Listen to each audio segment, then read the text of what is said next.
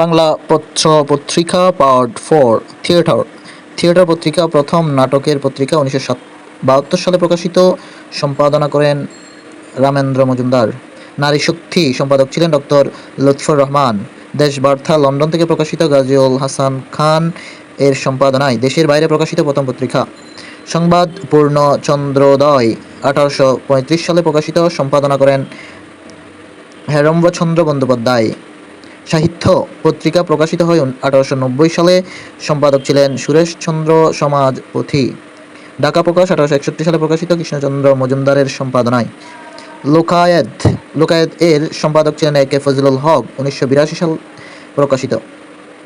চতুরঙ্গ প্রকাশক বা সম্পাদক ছিলেন হুমায়ুন কবির। 1939 সালে প্রকাশিত। ইত্তেফাক, যার সম্পাদক ছিলেন তোফাজ্জল হোসেন মানিক মিয়া।